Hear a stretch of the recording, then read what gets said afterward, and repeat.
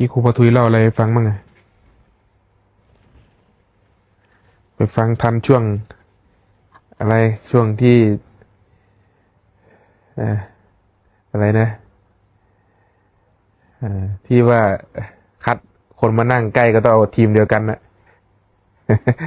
เอ๊ะฟังทันช่วงนั้นพอดี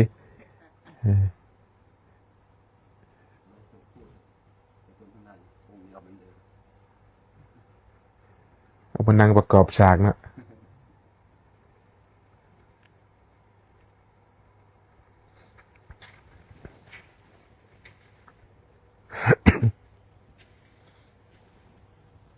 ให้ทางบ้านถามมาถ้ามีคำถามอะไรก็ส่งเข้ามาตอบได้ก็ตอบตอบไม่ได้ก็ตอบ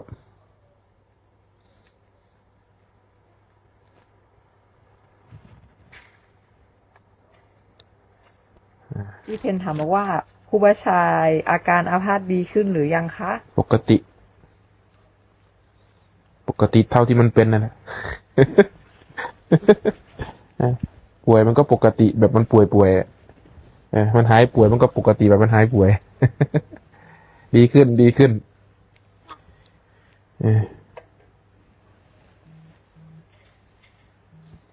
หลวงตายิ่งว่าอยู่ไม่ใช่เป็นป่วยการเมืองวะ โอ้ยเดี๋ยวพ่อไปได้ก็หยิบไปน้ำอยู่ดอกหลวงตาน่ะถ้าไม่หนักจริงนี่ไม่แสดงอาการนะครูบาเนี่ยรุ่นต้องเดินไม่ได้รุ่นถึงจะยอมรับว่ามันป่วยรุ่นต้องงูหัวไม่ขึ้นเลยอันนั้นจะเรียกว่าป่วยถ้าเพราะว่าเราไม่ได้เอาเครื่องมือมาวัดนี่ไม่ได้เอามาตรฐานของแพทย์ตัดสินเราเอาสิ่งที่เราสัมผัสอยู่ตัดสินเรารู้สึกว่าเราเดินไม่ได้นะคือมันผิดปกติแล้วเรารู้สึกว่าเรานอนแล้วลุกไม่ขึ้นนะคือความผิดปกติของขันนะของร่างกายแล้วร่างกายเราผิดปกติไปอยากเคยเดินปกติมันก็เดินไม่ปกตินั่นคือความผิดปกติ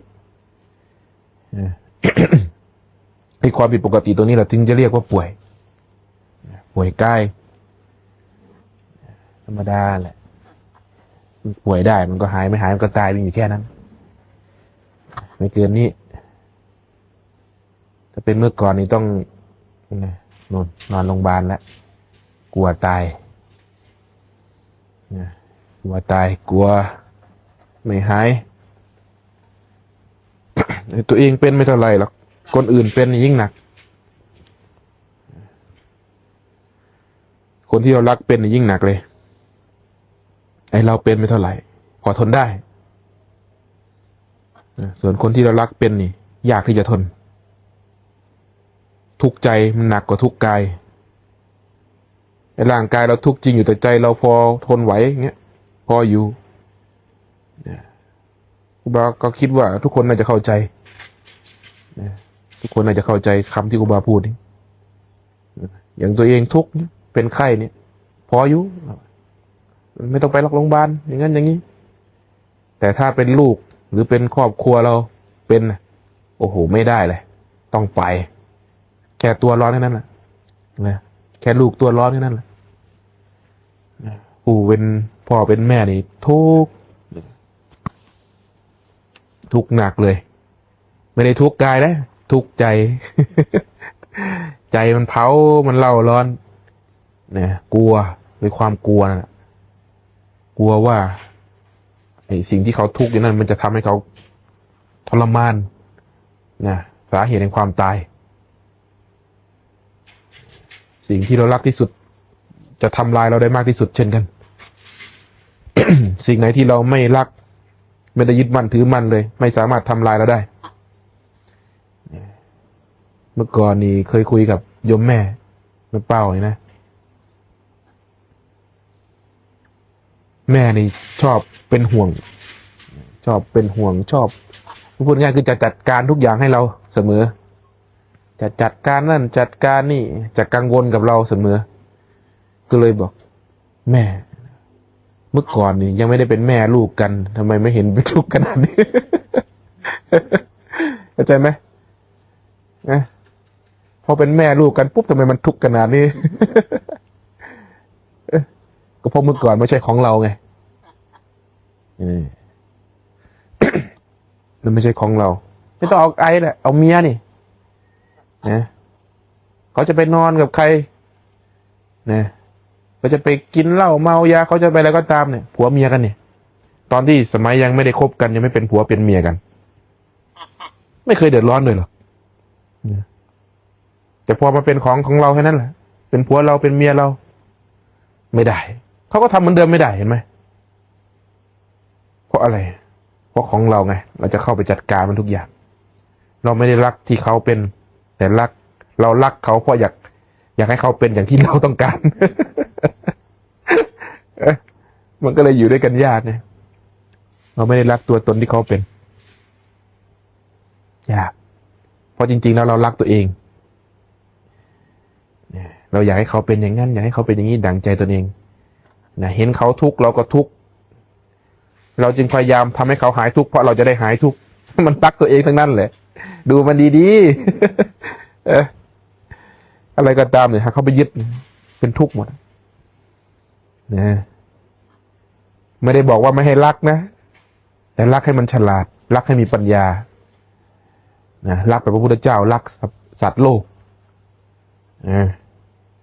พุทธเจ้ารักสัตว์โลกท่านไม่ได้หวังครอบครองไม่ได้หวังเป็นเจ้าของ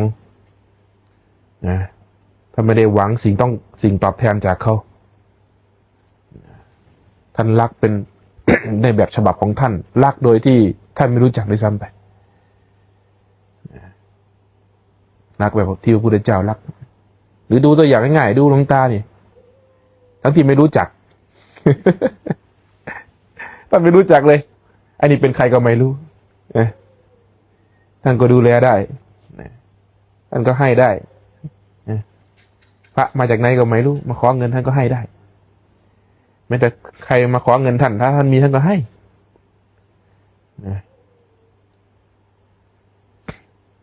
ถ้าไม่มีก็ไม่ให้มัน มันไม่มีไงถ้ามีก็ให้ท่านก็ดูสมควรให้ท่านก็ให้ท่านไม่รู้จักด้วยซ้ำไม่รู้จักชื่อด้วยซ้ำแล้วไม่ได้สนด้วยซ้ำว่าเขาจะไปทำอะไรเขาบอกว่าจะไปสร้างโรงเรียนสร้างศาลาสร้างห้องน้ำสร้างนั่นสร้างนี่ที่เป็นประโยชน์หลวงตาก็ไม่เคยได้สนใจเลยบางคนก็จะทำเป็นแฟ้มมาให้ดูนะความคืบหน้ามึงไม่ต้องเอามาให้กูดูหรอกท่านว่านะจะทำอะไรก็เรื่องของมึงเท่ากับดูถูกตัวเองนะเพราะอะไรเพราะกลัวว่าตัวเองเนี่ยจะไปหลอกหลวงตา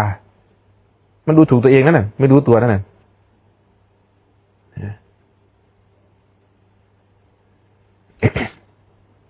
นี่แหละหากรักแบบพระพุทธเจ้ารักเราสรรพสัตว์รักโดยการไม่ได้หวังสิ่งใดเป็นผู้ให้ปราศจากการหวังนะให้ความรักหรือเรียกว่าเมตตานะหรือให้ความเป็นมิตรหรือเรียกว่ากัลยาณมิตรให้สติปัญญานะคือชี้เป็นผู้บอกชี้หนทางเพื่อให้เกิดสติปัญญาท่านไม่ได้หมายว่าให้สติปัญญาแต่เป็นผู้ชี้ทางให้เกิดว่าสติจะเกิดได้ยังไงปัญญาจะเกิดได้ยังไงและให้ผู้ที่ได้ยินได้ฟังนั้นนำไปปฏิบัติ และท่านก็ไม่ได้หวังว่าให้ไปแล้วเธอต้องปฏิบัติให้เรานะไม่ท่านไม่ได้สนใจมันต่างจากเรานี่เรารักเรายึดนี่ไอ้คำว่ายึดคำเดียวนี่แหละเป็นปัญหาอุปทานเขาเรียกอุปทานความยึดมั่นถือมั่นความสำคัญมั่นหมายทำอะไรก็ยึดอยู่กับใครก็ยึดฟังอะไรก็ยึดฟังครูบาอาจารย์ตรงนี้ก็ยึดฟังครูบาอาจารย์ตรงนั้นก็ยึดเอายึดแล้วไม่นำไปปฏิบัติก็เลยไม่รู้อย่างมีโยมคนหนึ่งเขามาสารภาพกับครูบาว่าเขารู้สึกไม่พอใจเรานะพูดง่ายคือ ไม่ชอบเราพอได้ยินเราเนี่ยไปพูดถึงครูบาอาจารย์ที่เขาเคารพนะเขาก็เลยรู้สึกว่าเขาไม่พอใจเราทั้งที่เราไม่เคยพูดดูหมิ่นครูบาอาจารย์นะแต่เรายกนะจากสิ่งที่เราเคยได้ยินได้ฟังมาจากครูบาอาจารย์องค์นั้นไม่ว่าจะเป็นนะถูกบ้างผิดบ้าง มันเป็นแค่การถกในเรื่องของวาทะเท่านั้นไม่ได้หมายว่าตัวองค์ครูบาอาจารย์องค์นั้นไม่ดี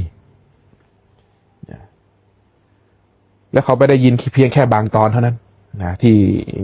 ญาติโยมเขาตัดไปลงใน TikTok นะซึ่งการตัดไปลงเพียงแค่บางส่วนนะผู้ที่ไม่ได้ฟังตั้งแต่ต้นก็ไม่มีทางเข้าใจ เขาก็จะตัดสินเอาที่เขาเท่าที่เขาได้ยินได้ฟังโยมคนนี้ก็เหมือนกันพอเขาฟังแล้วเขาเกิดความไม่พอใจเพราะว่าเรานี่ไปตำหนิครูบาอาจารย์เขาว่า ทั้งที่ความยึดเกิดกับบุคคลนั้น แต่บุคคลนั้นไม่รู้จักความยึดมั่นถือมั่นในครูบาอาจารย์เรื่องนี้สำคัญนะ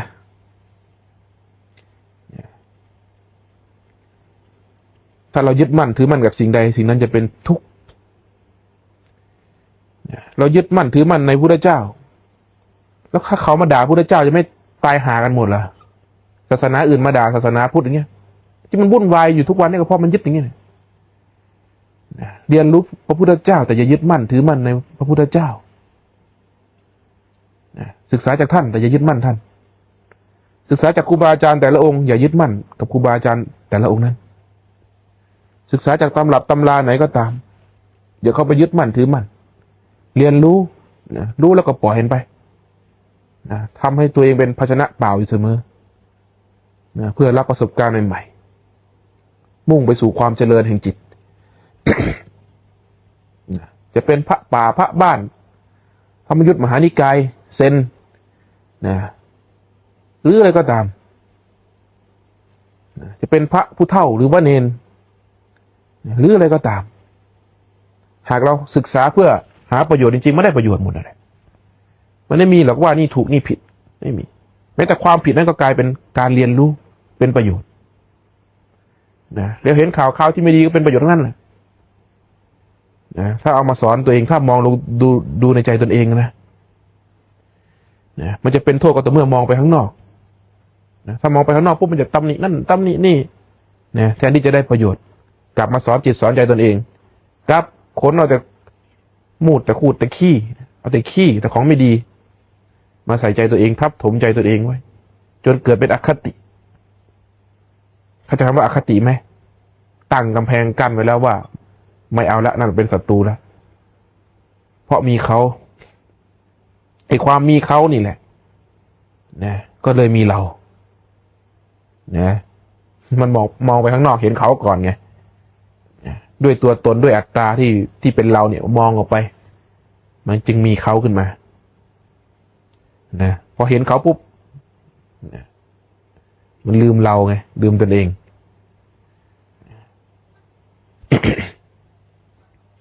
หากเราเฝ้ามองตนเองอยู่เสมอแม้แต่ความผิดนะการแสดงธรรมที่ผิดการพูดจาที่ผิดก็เป็นประโยชน์เชื่อไหมนะผู้ที่เข้าถึงหลักธรรมชนิดนี้ได้นะถือว่าอินทรีย์นี่บริบูรณ์มาก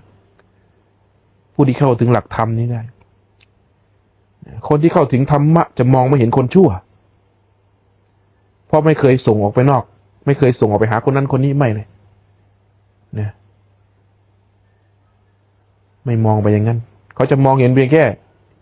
เหตุการณ์หนึ่งกับบุคคลหนึ่งที่เกิดขึ้นนะแล้วเขาไม่ได้สำคัญมั่นหมายว่ามันจะเกิดขึ้นแต่สิ่งที่ไม่ดีกับบุคคลนั้นเท่านั้นและสิ่งที่นั้นที่เขาเห็นกระทบจะเอามาสอนตัวเองนี่คือคนที่มีหัวใจเป็นธรรมะนะมุ่งสู่หนทางหลุดพ้นที่แท้จริงการเห็นเรื่องราวต่างๆการเห็นสิ่งต่าง เขาจะไม่ไปถกไปเถียงกันพวกนี้เขาไม่ไปถกคำว่าเถียง ถกนี้ถกได้นะแต่ไม่ใช่เถียงนะเถียงนี่คือทะเลาะกัน ถ้าว่าถกกันเนี่ยถกกันนี่เพื่อทำความเข้าใจกันถกกันได้ แต่ไม่เถียงกัน เพราะคนพวกนี้ฉลาดนะคนฉลาดมักไม่ถกกับคนงี่เง่าธรรมะที่เขารู้นั้นเขาจะเอามาสอนตนเองเพียงอย่างเดียวแล้วไม่ได้อยากสอนคนอื่นด้วยพวกนี้ เว้นแต่ว่าจะมีเหตุการณ์ที่สมเหตุสมผลการเวลาสถานที่บุคคลที่เหมาะสมในการพูดและเขาจะไม่พูดขึ้นมาลอยๆด้วยต้องมีเหตุในการพูดนะมีเหตุในการแสดงนะอย่างเช่นว่ายังไม่ชี้จันมาถามครูบาถึงจะพูดเรื่องธรรมะด้วยอยู่ดีให้พูดไม่มีเคยได้ยินครูบาอยู่ดีพูดธรรมะไหม ทำไมมาถามเนี่ยแล้วก็พูดเรื่องโลกไปนะพูดเรื่องนั้นเรื่องนี้ไปเหมือนมนุษย์ปกติเหมือนคนคุยกันนั่นแหละชาวโลกก็คุยกันยังไงก็คุยกันอย่างนั้นแต่คุยอยู่ในวงที่รู้จักสมมุติกาลเทศะรู้อยู่ว่าเราเป็นพระหากเรื่องที่ไม่เหมาะสมที่สมมุติพระการเป็นอยู่แบบพระพูดอะไรที่มันผิดซึ่งพระธรรมวินัยเราก็ไม่พูดไปก็พอที่จะรักษาไว้อยู่อาจจะไม่ครบบริบูรณ์ก็รักษาไว้สุดกำลังความสามารถเหมือนกันไม่งั้นคนเดินตามไม่รู้จะเดินยังไงนะถ้าไม่พูดไม่ทำอย่างนี้ไปทำไปเรื่อยเปื่อยไม่ได้คนเดินทีหลังให้เดินยังไงกันไม่รู้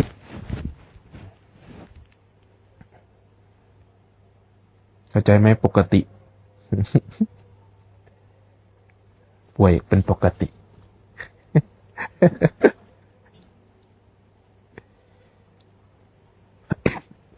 คำถามจากคุณปรับพินนาวิทย์นะคะมีกุลคนที่ไม่มีพื้นฐานในการดูลมต้องดูจากตรงไหนก่อนคะ คนจะศึกษาธรรมะมันจะมีนิสัยโน้มเอียงใจมันจะโน้มเอียงไปทางทุกข์คำว่าทางทุกข์นี่ไม่ใช่วิ่งหาทุกข์นะแต่จะเห็นทุกข์จะโน้มเอียงไปและใจนี่จะอยากพ้นออกจากทุกข์นั้นอันดับแรกนะเนี่ยก่อนที่มันจะมาปฏิบัติมาดูลมมานั่นมานี่ใจมันต้องโน้มเอียงไปทางคุณงามความดีเนี่ยรู้อะไรดีอะไรชั่วมีสติพื้นฐานบริบูรณ์คือสามารถรู้ว่าอะไรเป็นประโยชน์อะไรเป็นโทษเริ่มเห็นภัยของโลกเริ่มเบื่อหน่ายเริ่มเห็นว่าโลกนี้ไม่แน่นอนแล้วชีวิตนี้ไม่แน่นอนแล้วเริ่มมองโลกเปลี่ยนไปเมื่อก่อนเคยหลงระเริงเพลิดเพลินกับโลกสังคมเขาเป็นยังไงก็เป็นไปตามสังคมเขาสังคมเขาแห่แหนไปยังไงก็แห่แหนไปตามเขาสังคมเขามีอะไรก็มีไปตามเขาเห็นเขามีครอบครัวอยากมีครอบครัวเห็นเขามีฐานะก็อยากมีฐานะเห็นเขามีทรัพย์สินเงินทองก็แสวงหาเหมือนกับโลกนะเอามาอวดโลกเข้าใจไหมแต่พอคนที่เริ่มใจโน้มเอียงไปทางธรรมพวกนี้จะเกิดทุกข์และเริ่มไม่ไว้ใจกับชีวิตพอเริ่มไม่ไว้ใจกับชีวิตปุ๊บจะเริ่มแสวงหาทางพ้นทุกข์ทีนี้จะเริ่มมาศึกษาจะเริ่มฟังเริ่มศึกษาฟังพระพุทธเจ้าฟังครูบาอาจารย์ในหลายองค์แต่มันยังไม่รู้หรอกมันก็หลงไปเรื่อยใจจะโน้มเอียงไปทางชอบทานชอบให้ชอบเป็นผู้สละชอบเป็นผู้เสียสละไม่ได้ว่าแต่ทานได้เงินนะคำว่าทานเนี่ยเริ่มยอมคนเป็นเริ่มถอยเป็นเริ่มช่างมันเถอะเป็นเห็นไหมเริ่มอะไรง่ายๆเป็นจากเคยแบบชุดก็ต้องแบรนด์เนมอันนี้พูดจากประสบการณ์ตัวเองประสบการณ์คนแต่ละคนก็ต่างกันไปแต่ไม่หนีกันมากหรอกรถก็ต้องรถหรูรถธรรมดาขับไม่ได้แต่พอเริ่มศึกษาธรรมะก็จะเริ่มอะไรก็ได้ง่ายๆกินอะไรก็ได้ง่ายๆเมื่อก่อนอาหารก็ต้องแบบต้องร้านนี้เท่านั้นต้องอย่างนี้ หลังๆมาก็เริ่มอะไรก็ได้ อะไรก็ได้ อะไรก็ได้เข้าใจไหมจะเริ่มอยู่ง่ายขึ้นนะแต่เวลาที่เหลือนี่จะมุ่งในการฟังธรรมะจะเริ่มศึกษาค้นคว้าพอฟังมากก็เกิดความอยากที่จะเรียนรู้อย่างแท้จริงเนี่ยเริ่มอยากปฏิบัติแต่การปฏิบัตินี่มันแสนยากจริงๆกว่าจะก้าวเข้าสู่การปฏิบัติแม้แต่มาอยู่วัดแล้วมันก็ไม่ปฏิบัติเนี่ยมันยากกูจะนำตัวเองเข้าสู่การฝึกสมาธินะทำจิตให้สงบก็แสนยากเพราะการฟังมันง่ายกว่ารู้สึกว่าฟังแล้วสบายดีนะฟังแล้วโอเคไม่ค่อยทุกข์เท่าไหร่นะฟังแล้วก็เพลิดเพลินดีฟังไปชอบฟังธรรมะแต่จะบังคับตัวเองให้มันนั่งสมาธินี่มันสุดยอดมันยากแสนยากมันเหมือนเข็นคกขึ้นภูเขามันเหมือนกับนะมันยากอ่ะพูดง่ายๆเลยสำหรับตัวครูบาเองนะมันยากต้องบีบบังคับต้องฝืนใจนะครูบาก็เริ่มจากนำสิ่งที่ได้ยินได้ฟังมาปฏิบัติครูบาเคยฟังครูบาอาจารย์องค์ไหนมาครูบาก็ปฏิบัติตามหมดนะโดยที่ไม่รู้หรอกว่ามันถูกหรือมันผิดนะแต่ก็ทำไปนะแต่เราเชื่อว่าครูบาอาจารย์แต่ละองค์สอนมันไม่ผิดหรอกนะจะสอนในลักษณะไหนมันก็ไม่ผิดแต่เพียงแค่เรายังไม่แจ้งในสิ่งในหนทางที่ท่านสอนนะ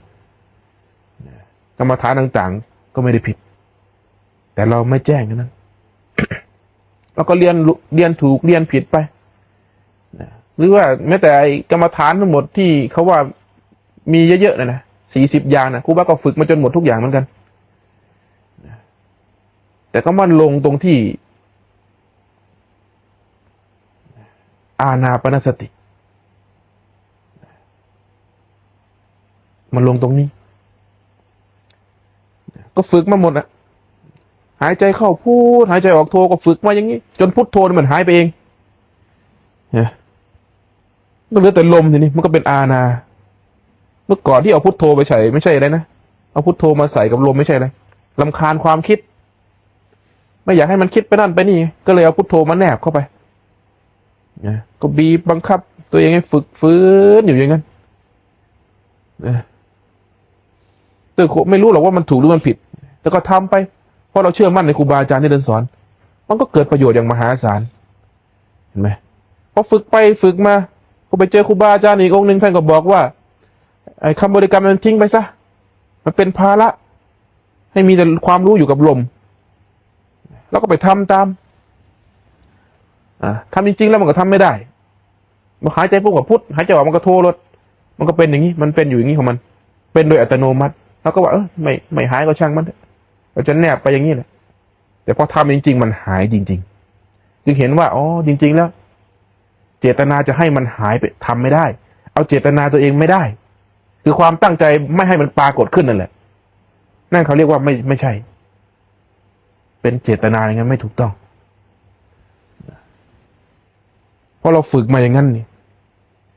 เจตนาจะให้ความคิดมันหายเราจึงใช้ความคิดไปข่มความคิดไว้มันไม่ถูกต้องนั่นไม่ใช่อานาปานสติ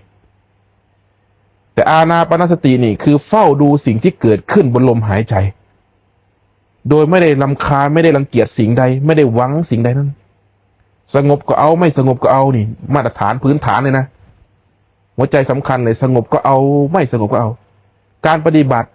ตั้งท่าก็เอาไม่ตั้งท่าก็เอาเอามันทั้งในคูบัลลังก์เอามันทั้งนอกรูปแบบปัดกวาดลานวัดอยู่ทำนั่นทำนี่อยู่ทำงานบ้านอยู่ทำนั่นทำนี่ขับรถอยู่ดูได้หมดเรียนรู้การขับรถบนลมหายใจลมก็รู้ขับรถไปก็รู้ความคิดเกิดขึ้นก็รู้ความคิดเปลี่ยนไปก็รู้ความโกรธเกิดขึ้นก็รู้ความโกรธดับลงก็รู้สลับดูกับลมอยู่อย่างนี้เดี๋ยวไปรู้ความคิดพวกกับสลับมาลมไปรู้อารมณ์กับสลับมาลมสลับกันไปสลับกันมาอย่างนี้เรียนรู้อย่างนี้จนมันเก่งจนสามารถมันตั้งอยู่กับลมได้นานขึ้นนานขึ้นนานขึ้นทีนี้มันจะรู้ลึกในรายละเอียดของลมเห็นไหมมันจะพัฒนาไปเรื่อยขอให้ฝึกให้มันเขาเรียกว่าฝึกให้มันนานขึ้นหน่อยไม่ใช่ว่าโอ้ยเดี๋ยวทุ่มนึงก่อนแล้วค่อยถึงจะไปปฏิบัติ ไม่ใช่นะแม้แต่เล่นโทรศัพท์อยู่ดูนั่นดูนี่อยู่ปุ๊บมีสติกำหนดลมปั๊บนี่ความเพลินในโทรศัพท์จะหายไปทันทีสังเกตดูเถอะนะเรากำลังดูอะไรเพลินๆอยู่เนี่ยเราลืมลมไปแล้วนะพอเรากำหนดดูลมปั๊บความเพลินมันจะหายไปเลยไอ้โทรศัพท์จะเหลือแต่ตาดูเท่านั้นนะความรู้มันเด่นขึ้นมานะดูอยู่ตาก็เห็นรูปอยู่เห็นโทรศัพท์อยู่แต่ไม่มีความเพลินอยู่นั้นมันละนันทิในตัวเลยมันละอารมณ์เลยโดยธรรมชาติหากตัดเข้ามาสู่ลมนี้เราจะเห็นเลยว่าโอ้โหลมเนี่ยมันสามารถเป็นฐานที่ตั้งของจิตนะที่เรียกว่าอานาปานสตินะมีลมเป็นที่ตั้งของสติมีลมเป็นเครื่องระลึกของสตินะความเพลินต่างๆความหลงต่างๆนะมันจะหายไปให้ฝึกอย่างนี้จนชำนาญดูลมเข้าลมออกเนี่ยกำหนดรู้ซึ่งลมหายใจเข้าหายใจออกอย่าไปรำคาญความคิดนะคิดก็รู้ว่ามันคิดแค่นั้นแหละมันคิดก็รู้กำหนดรู้ว่ามันคิดปุ๊บก็กลับมาสู่ลมนะพอกลับมาสู่ลมปุ๊บความคิดมันก็หายแวบไปเดี๋ยวมันก็ปรากฏเรื่องใหม่ขึ้นมาอีกเอาอีกทำอย่างนี้ซ้ำแล้วซ้ำเล่านะสลับกันไปสลับกันมาไงรู้ความคิดรู้ความโกรธเกิดขึ้นก็รู้ทำอยู่จนชำนาญจนจิตนี่ไม่ออกนอก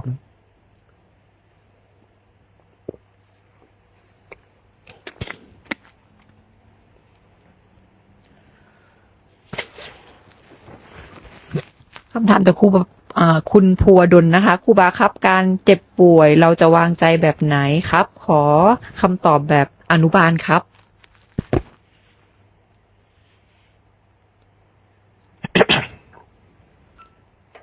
มันมีคนอยู่สองประเภท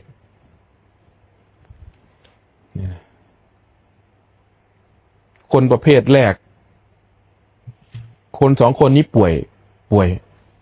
เป็นโรคเดียวกันไอ้คนหนึ่งนี่ไม่มีธรรมะไม่รู้จักธรรมะคือไม่รู้จักความจริง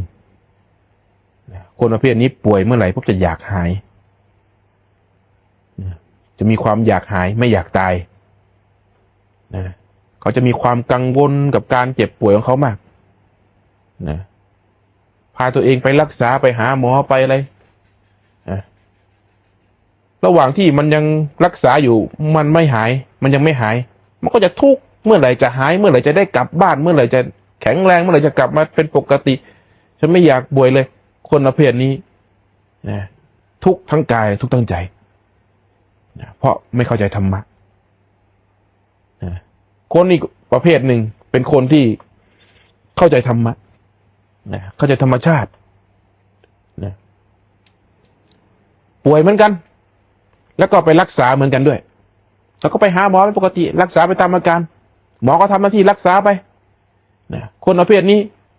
เขารู้จักธรรมะหายก็เอาตายก็เอาระหว่างที่มันยังไม่หายเขาก็เข้าใจธรรมชาติของมันก็มันถูกต้องแล้วมันถูกต้องแล้วคือมันป่วยก็มันถูกต้องแล้วไม่ได้วุ่นวายกับมันหายก็เอาตายก็เอาคนประเภทนี้ทุกข์แต่กายแต่ใจไม่ทุกข์เรียกว่าคนมีปัญญาเราจะเป็นคนแบบไหนเจ็บกายนี่เจ็บอย่างครูบานี่เจ็บครูบานั่งฉันข้าวกับเพื่อนก็ไม่ได้ตัวครูบาเองนะเบาะก็ต้องเป็นเบาะพิเศษเบาะที่มีพนักพิงเพราะเราจะนั่งก้มเลื่อนถาดนี่ได้ไม่นานเราก็ต้องยืดหลังเพราะมันเจ็บมากเจ็บ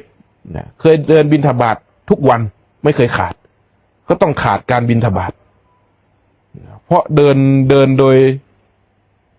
ดยการเดินที่ไกลเกินไปไม่ไหวเลยรู้เลยเพราะการก้าวแต่ละก้าวนี่มันขึ้นสมองเลยนะนั่นคืออาการของการเจ็บนะมันกระแทกกึกนี่มันขึ้นสมองปี๊ดเลยเจ็บจนหน้าตานี่ออกหน้าคือเส้นประสาทมันจะดึงจนหน้านี่เปลี่ยนรูปเลยหน้านี่บิดเบี้ยวไปเลยถ้าสังเกตดีๆมันจะหน้ามันจะบิดไปเลย นั่นคือความเจ็บของกายเจ็บ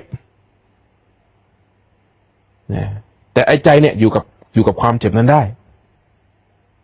คือยอมรับเป็นปกติไงถึงบอกว่าเป็นปกติไงเจ็บก็เจ็บไปเราไม่ได้อดทนด้วยเพราะเราเข้าใจความอดทนจะใช้กับคนที่ยังไม่เข้าใจเท่านั้น ถึงจะยอมอดทนได้คือการฝืนนั่นแหละอดทนคือการฝืนอยู่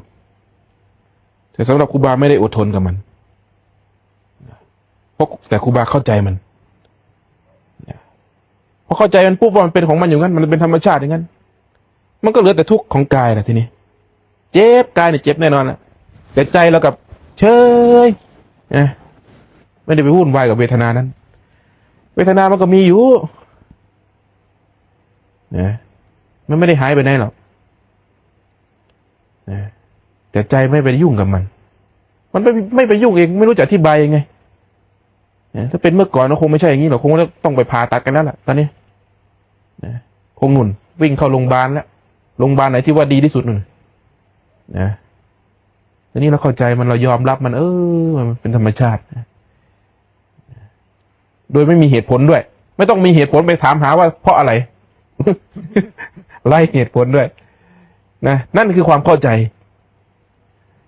เราลองสำรวจดูว่าเราจะเป็นคนประเภทไหนมันต้องเกิดความเจ็บจริงๆมันถึงจะรู้ว่าตัวเองนี้ใจนั้นคล่องกับสิ่งที่ตัวเองมีตัวเองเป็นไหมอยู่กับมันได้จริงๆไหมคำถามจากคุณสุริเยนนะคะกะใครออกจากความฟุ้งซ่านปรุงแล้ววิตกกังวลเป็นทุกข์ตอนนี้คือหยุดความคิดไม่ได้ตัวรู้จับได้เป็นบางครั้งขอคำแนะนำเพิ่มเติมครับอย่าเอาความคิดไปหยุดความคิดปล่อยความคิดให้มันคิดเป็นธรรมชาติของมันแล้วก็อยู่กับความคิดนั้นให้ได้โดยไม่ได้สำคัญมั่นหมายว่านั่นเป็นเราคิดเมื่อเราสำคัญว่าเราคิดหรือว่าไอ้ความคิดนี้มาทำให้เราวุ่นวายเพราะเราไปกังวลกับมันบางทีเรากังวลกับความคิดนะเพราะเราไม่อยากให้มันคิดไงจงอาศัยความคิดนั้นอย่างให้เห็นซึ่งผู้ที่ขับเคลื่อนภายใต้ความคิดนั้นความคิดนั้นไม่ได้วุ่นวายแต่ที่มันวุ่นวายเพราะมันไม่ถูกกับตัณหาที่อยู่ในใจอย่างเราปฏิบัติธรรมยกตัวอย่างเช่นเราปฏิบัติธรรมเนี่ยเราจะวุ่นวายกับการปฏิบัติเราบอกไม่สงบเลยไม่สงบเลยปฏิบัติธรรมไม่สงบเลยเพราะเราอยากสงบแต่เราไม่เห็นตัวนี้เลยจงอาศัยความวุ่นวายนั่นแหละ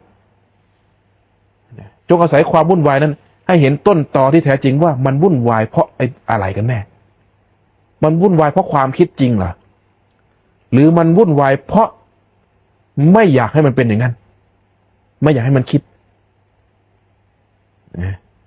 เชื่อไหมว่าเราไม่สามารถที่จะเอาเจตนาไปหยุดความคิดนั้นได้หรอกความคิดจะถูกหยุดด้วยผลแห่งการปฏิบัติเท่านั้นเราจะกดข่มด้วยการกั้นลมหายใจจะกดข่มไว้ด้วยการบริกรรมคำพูดบริกรรมรัวๆจะกดข่มมันไว้ด้วยการเพ่งสิ่งนั้นสิ่งนี้เพื่อไม่ให้มันคิดฟุ้งซ่านไปแต่ท้ายที่สุดมันก็ออกมาคิดเหมือนเดิมมันก็คิดเหมือนเดิมนั่นแสดงว่าเราไม่สามารถควบคุมบัญชาการความคิดได้นี่ผู้ฝึกใหม่จะเห็นอย่างนี้เลยความคิดจะถูกระงับลงไปก็ต่อเมื่อสติมีกำลังมากเท่านั้นเมื่อสติมีกำลังมากเท่าไหร่ความคิดจะเบาบางลงเมื่อสติมีกำลังถึงระดับหนึ่งจะเห็นว่าความคิดนั้นไม่ใช่เราเมื่อสติมีกำลังมากจนบริบูรณ์นั้นความคิดจะไม่ปรากฏเมื่อสติมีกำลังจนบริบูรณ์เป็นมหาสติความคิดฟุ้งซ่านจะไม่ปรากฏยิ่งอินทรีย์กล้ามากเท่าไหร่ยิ่งความบริบูรณ์แห่งอินทรีย์มากเท่าไหร่ความคิดจะไม่ปรากฏเลยแม้แต่น้อยแม้แต่นิมิตก็ไม่ปรากฏแต่หากอินทรีย์ยังไม่บริบูรณ์ปุ๊บความคิดจะปรากฏขึ้นมาเพียงแค่ชั่วขณะและจะถูกทำลายลงด้วยอำนาจของสตินั้น มันจะเป็นความคิดที่ไม่เป็นเรื่องแวบขึ้นมา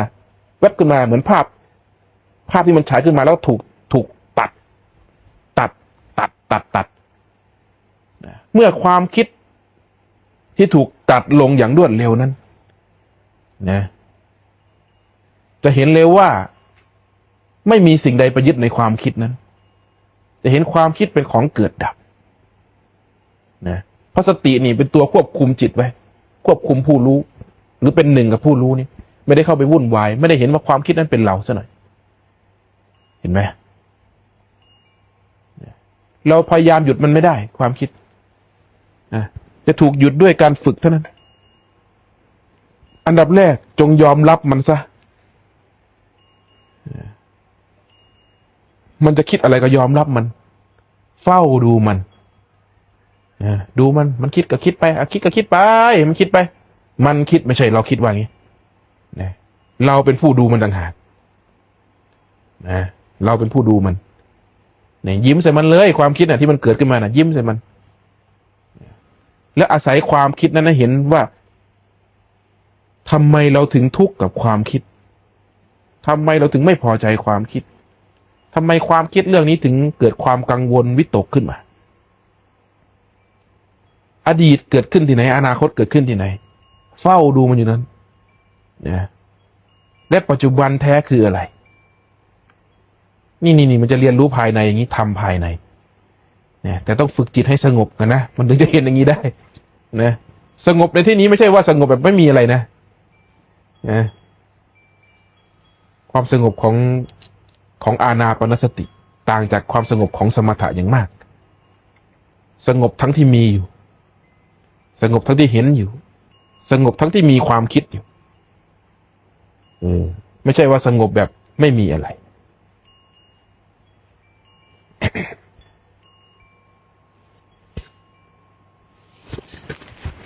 คำถามจากคุณประยงนะคะครูบาคะคนเป็นโรคเข่าเสื่อมนั่งนานเดินนานไม่ได้จะทำแบบใดเจ้าคะนอนก็บ่ได้เจ้าค่ะอยู่ท่าไหนได้ก็ทำท่านั้นนะครูบาไม่ได้ให้เน้นว่าต้องนั่งคูบัลลังก์อย่างนี้เพียงอย่างเดียวนะแต่ท่านี้เป็นท่าที่มาตรฐานที่สุดที่ดีที่สุดการนั่งคูบัลลังก์ตั้งกายตรงนี้คือเป็นท่ามาตรฐานที่ดีที่สุดนะ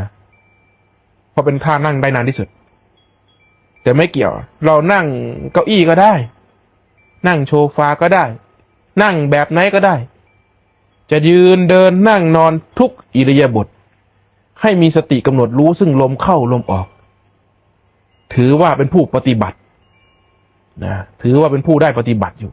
ไม่ได้เกี่ยวกับอิริยาบถข้างนอกไม่ได้เกี่ยวกับทางเดินจงกรมนะจะเดินทำอะไรอยู่ก็ตามถ้าเป็นพระนี่เดินจากกุฏินี่ไปลงไปศาลาไปใดไปเนี่ยนั่นก็ถือการเป็นการปฏิบัติหมดเลยมันจะเป็นต้องว่าต้องเข้าทางจงกรมก่อนนะถึงจะเรียกว่าปฏิบัติออกจากทางจงกรมแล้วไม่ปฏิบัติอันนี้ไม่ใช่นั่นคือความเข้าใจผิดซึ่งครูบาก็เคยเข้าใจอย่างนั้นนะเมื่อก่อนเนี่ยต้องนั่งคูบัลลังก์อย่างนี้ต้องอย่างนี้นะถึงจะเรียกว่าตัวเองปฏิบัติเนี่ยต้องนั่งอย่างนี้แล้วก็หลับตาลงแล้วก็นั่งก็เดินเข้าทางจงกรมถึงจะเรียกว่าตัวเองปฏิบัติออกจากทางเดินจงกรมมาไม่ปฏิบัติไม่ดูอะไรเลยนะไปนั่งปัสสาวะไปนั่งอุจจาระขับถ่ายก็ไม่ดูอะไรเลยปล่อยธรรมชาตินะเพราะเข้าใจว่าการปฏิบัติคือการมานั่งอย่างนี้สวดมนต์เดินจงกรมเท่านั้นเองนะกว่าครูบาจะรู้ว่าการปฏิบัติจริงๆไม่ได้เกี่ยวกับอิริยาบถก็ใช้เวลาเหมือนกันนะถึงว่าถึงบางถึงได้มาพูดอยู่ทุกวันนี้ว่าการปฏิบัติที่แท้จริงไม่ได้เกี่ยวกับกิริยาบถข้างนอก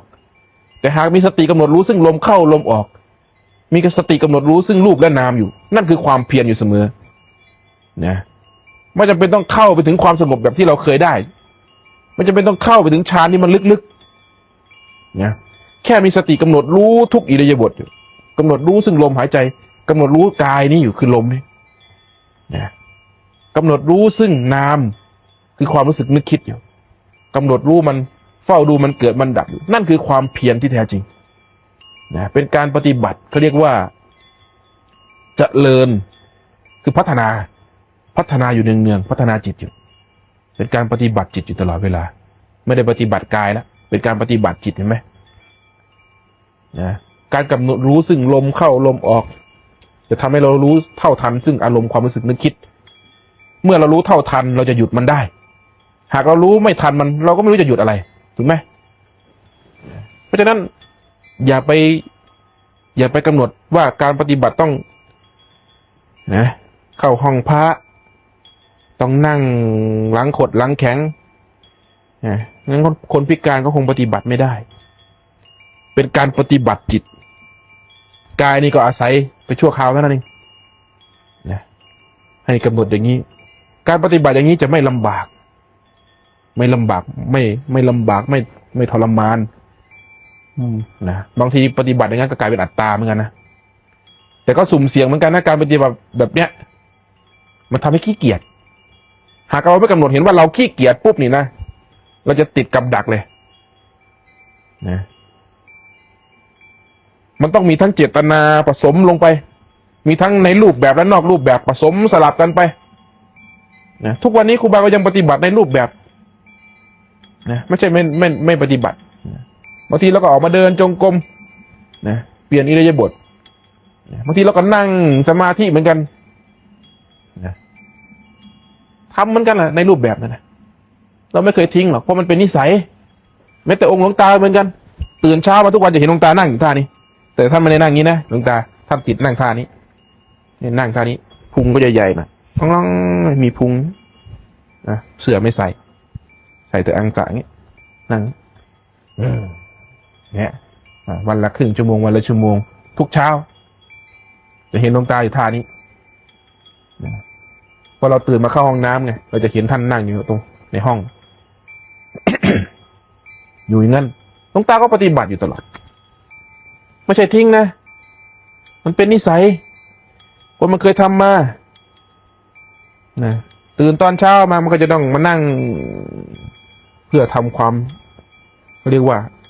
ให้ความสงบนี้เกิดขึ้นให้มันละเอียดให้มันลึกซึ้งชาร์จแบตเข้าใจไหมก็เรียกว่าชาร์จแบตนะชาร์จแบตก็ยังทำอยู่เหมือนเดิมนะเพราะฉะนั้นจะนอกรูปแบบหรือในรูปแบบก็ให้ทำกันทุกคน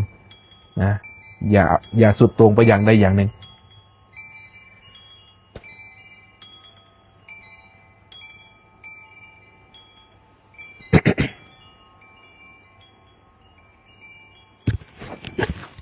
คำถามยาวนิดนึงนะคะจากคุณดวงฤทัยน้อมกราบนมัสการเจ้าค่ะโยมมีคำถามเกี่ยวกับการปฏิบัติอยากให้ครูบาฉายได้เมตตาแนะนำสั่งสอนด้วยค่ะคือโยมปฏิบัติแบบอานาปานสติมาปีกว่าทั้งในรูปแบบวันละ1 ชั่วโมงและระหว่างวันเท่าที่พึงระลึกได้โยมเห็นใจที่มันมีการกระเพื่อมที่น้อยลงเมื่อกระทบกับภาษาภายนอกเห็นแต่ความไม่ดีของตัวเองเมื่อโลภกดลงน้อยลงเห็นความทนได้ของใจที่มีมากขึ้นเพื่อแก้ไขตัวเองแต่ปัญหาคือตรรกะความคิดที่ไม่เป็นระบบและไม่เหมือนคนอื่นรวมทั้งความหลงลืมยังมีอยู่มากทำอะไรก็ไม่ประสบความสำเร็จจนทำให้คนใกล้ตัวต้องเป็นห่วงว่าโยมปฏิบัติถูกทางหรือเปล่าจนตัวโยมเองก็เริ่มจะเกิดความลังเลจึงขอความเมตตาจากครูบาด้วยค่ะนั่นแหละมันจะเริ่มอยู่กับคนอื่นไม่ได้ถ้าทำงานมันจะกลายเป็นมูลนิธิอย่างครูบาเนี่ยทำงานไม่ได้นะทำไมครูบาต้องมาบวชเพราะว่าโรงงานมันจะกลายเป็นมูลนิธิ เข้าใจไหมมันไม่ได้หวังกำไรมันเมื่อก่อนแล้วมันจะกลายเป็นมูลนิธิแล้วนะมันก็เลยทำไม่ได้เลยอยู่ไม่ได้ใจเราอยู่อย่างนั้นไม่ได้แล้วฟื้นอยู่แล้วก็คุยกับคนไม่รู้เรื่องแล้วไม่คุยเลยนะ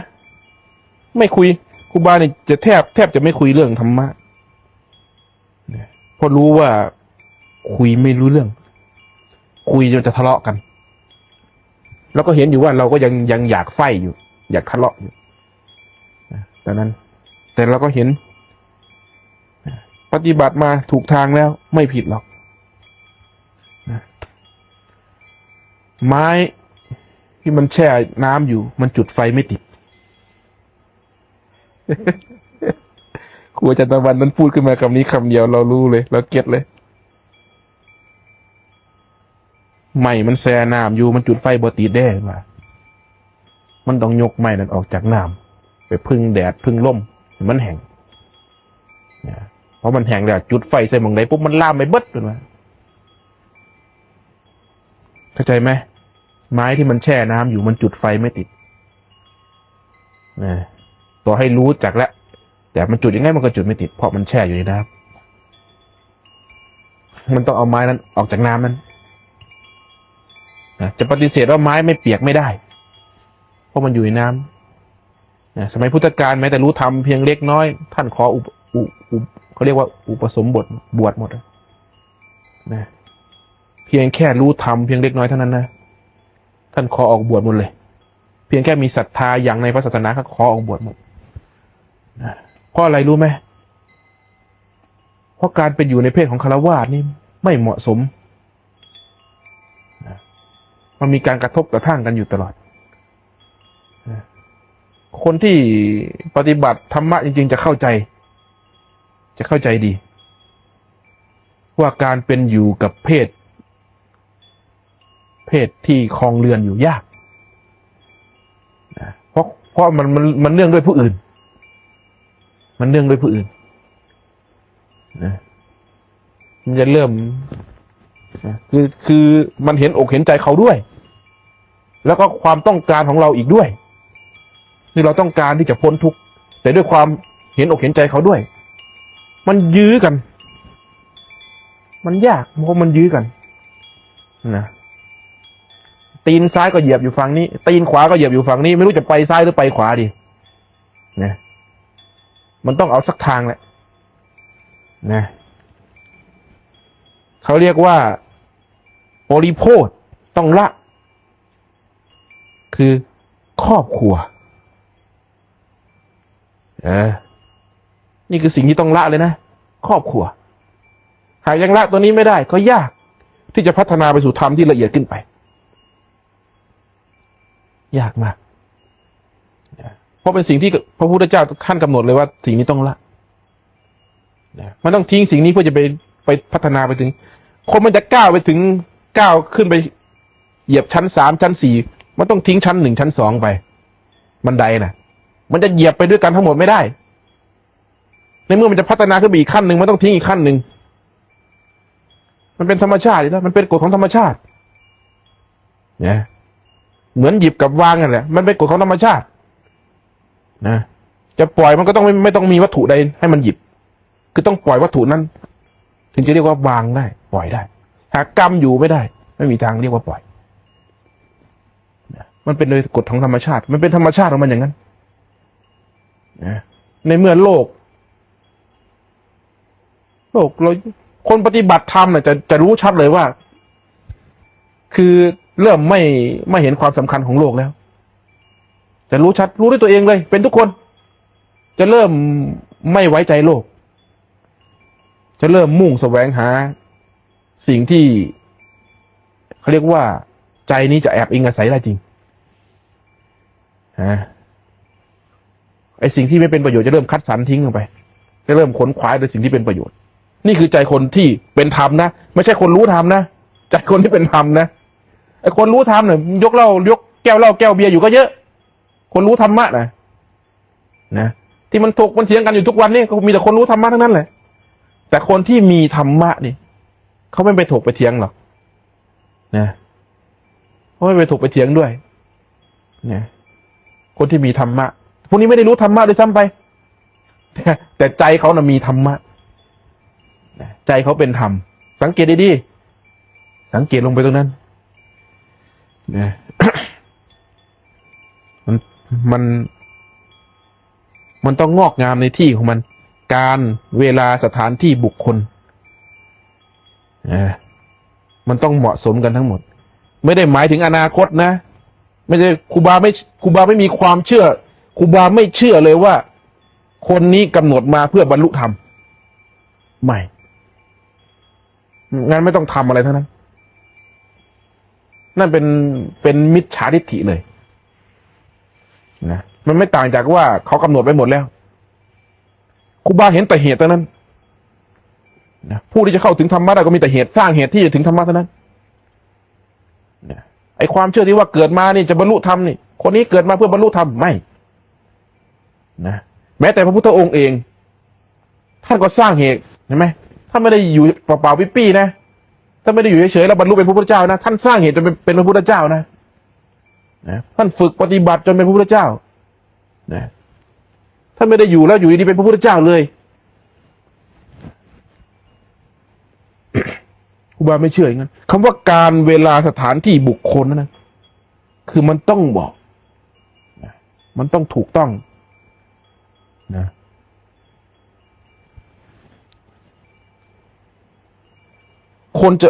คนมีธรรมะนะคนมีธรรมะจะไปนั่งยกแก้วเหล้าแก้วเบียร์อยู่มันถูกการไหม ถูกสถานที่ไหมถูกเวลาไหมถูกบุคคลไหมไม่มีทางมันต้องเป็นสิ่งเดียวกันนะเวลานี้หมายถึงการคือยุคสมัยนะเหตุการณ์นะสถานที่เห็นไหมก็สภาวะแวดล้อมสถานที่การเวลาสถานที่บุคคลกับบุคคลนั้นต้องเหมาะสมกันเป็นสิ่งเดียวกัน มันถึงจะเหมาะสม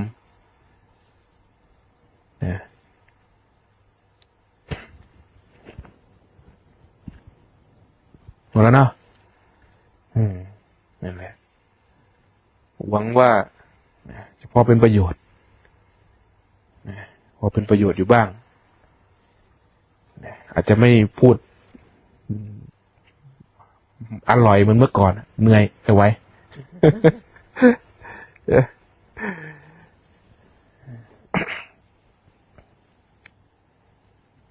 บางทีมันก็ขี้เกียจพูดเหมือนกันนะอยากฟังมั้งบางทีชอบฟังไงนี่ครูบาชอบฟังเปิดเจอครูบาอาจารย์ตรงไหนก็ฟังเจอแม่ชีเจิ้นก็ฟังหลวงตาก็ฟังครูบาทุยก็ฟังครูบาดลยิ่งครูบาดลยิ่งชอบฟังครูบาดล